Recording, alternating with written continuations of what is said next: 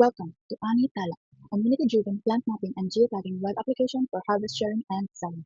In this video, you'll learn how to create an account, navigate the plant visualization and other modules, upload your geotags or harvests, suggest plant identifications, and explore the map to connect with farmers, gardeners, plant enthusiasts, and more. Let's get started.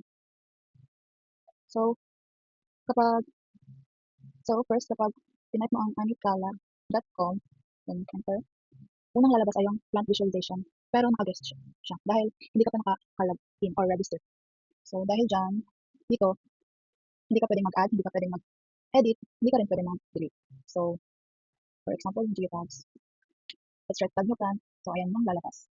Dahil wala pa tayong account, let's sign up first.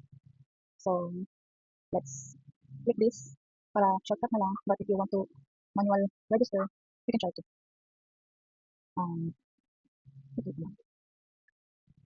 So, next is, try nga natin mag-add tag plant. So, itong sa plant visualization, ito yung mga visuals.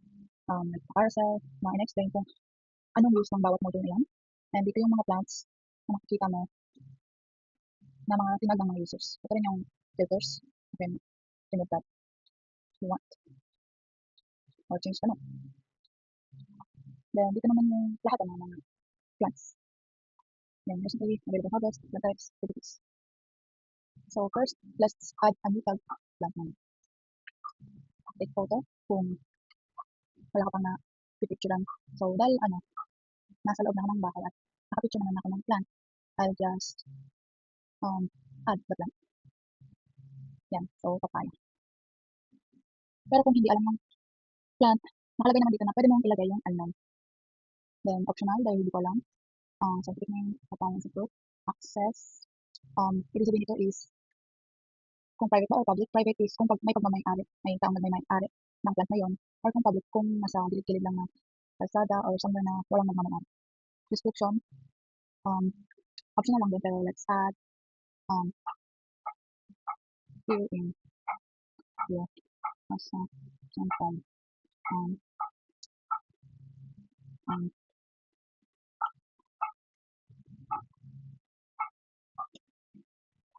pwede rin Tagalog, first na kabinda. Then, kung lalaki ko ng kung saan nakalagay yung plant, so just, then ilalocate niya kung nasan ka ngayon. So, ayan, dyan sa lumagay, sa my state. But, yung plant nasa katabi lang siya ng bahay namin.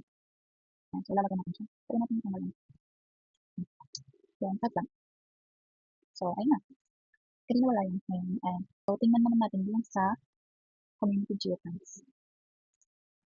So, tingnan naman natin yung sa community geotags. Ito yung geotags din ng ibang tao. Ayan. Pag din-unmap mo yan, mag-upload na siya. Ayan. Then, after kung matag, ayan, naglabas na siya sa notification. Then, kung gusto mong ipabili yung plant mo, pwede mo siyang i-add. So, since add geotag na natin siya, pwede natin siyang i-add as harvest. Ang ma-add lang sa harvest ay yung mga in-add lang sa geotag. Ayan. Quantity, ano ba yung 3 price, 50 pesos, note. Ayan. Depende kung ano gusto mo pili.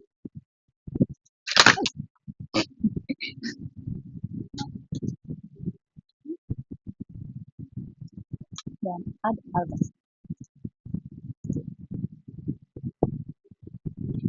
So, kung gusto mo pang mag-add ulit, you'll ulitin yung process ng pag-add harvest. Click this, then ulitin mo yung process ng pag-add harvest. Kung ayaw mo na, okay na yun sa'yo, just click no view on harvest. Ayan. And then, sa map ng values.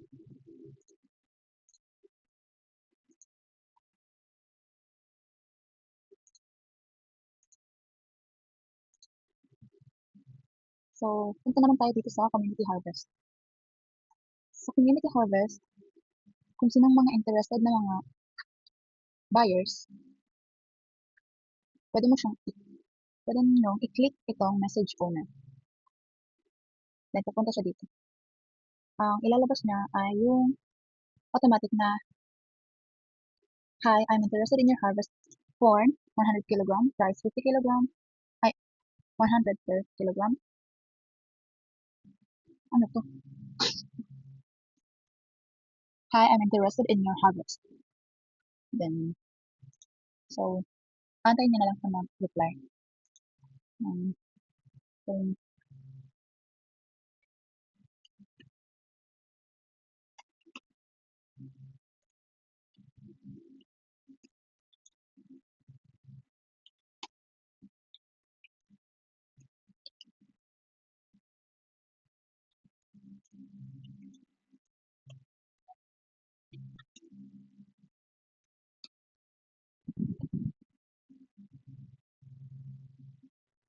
mm, then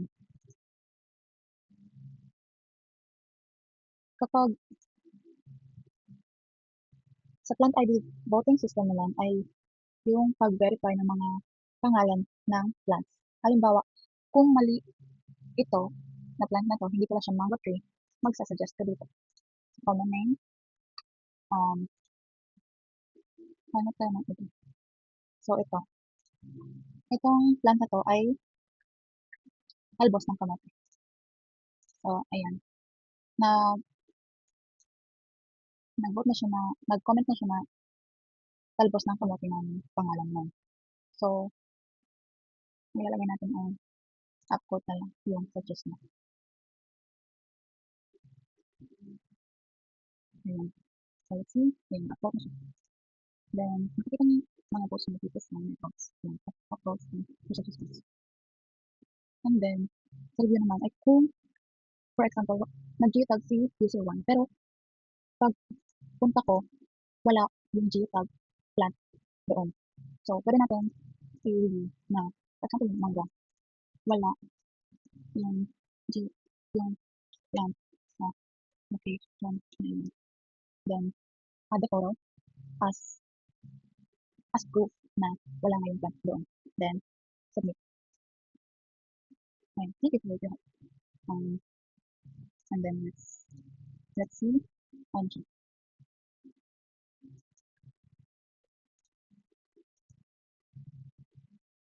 then, if gusto rin natin mag-add ng suggestion or maybe sabihin natin mali yung plant identification ng isang plant but hindi rin natin alam.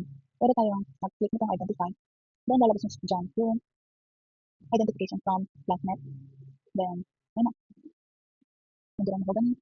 So, mahogany daw yung identification sabi ng system as well as suggestions. And then, let's see. Ayan. That's it. Perfect.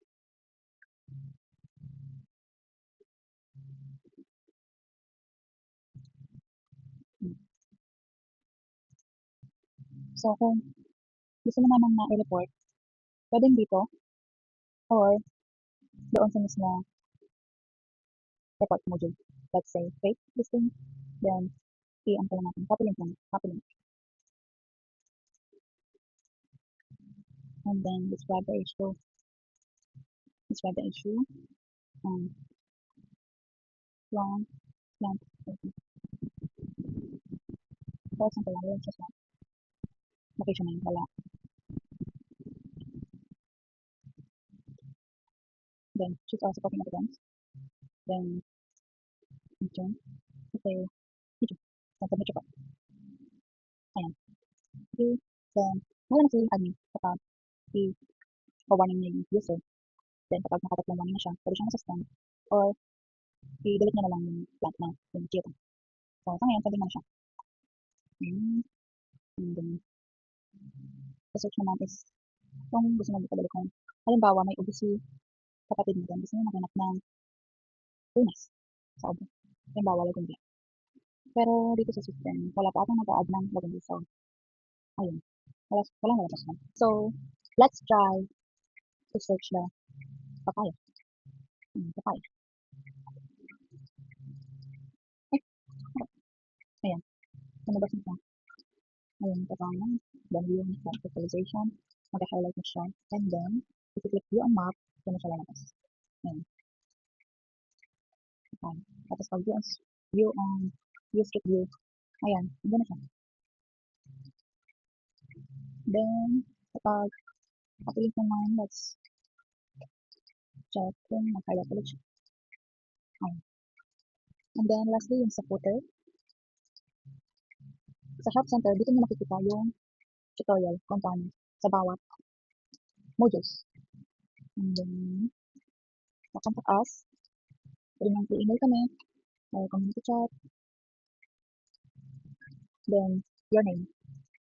Email address, subject, message. Message natin. Um, at nine.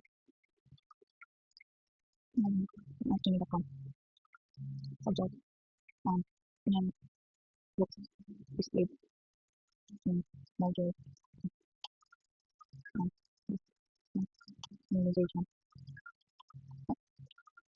Then naman ito. Then sa message.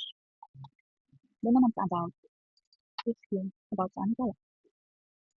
Ayan. Then, privacy and policy na naka-display na rin naman sa login at register. Same with the terms of service, then tutorials and guides. Dito sa tutorial na to, dito yung YouTube and then yung booklet. So, ang booklet pwede mo yung ma-download. Ayan. And then, yung ma-open. Then, ito sa help. Same lang siya sa help center ng Google. Nilagay lang dyan para hindi na kayo mapapamagan. Then sa profile, edit profile. Lagay ng picture and anong gusto. And login. Ayan. So, edit ka. Dito. Ayan. So, yung dito. Change password. Ayan.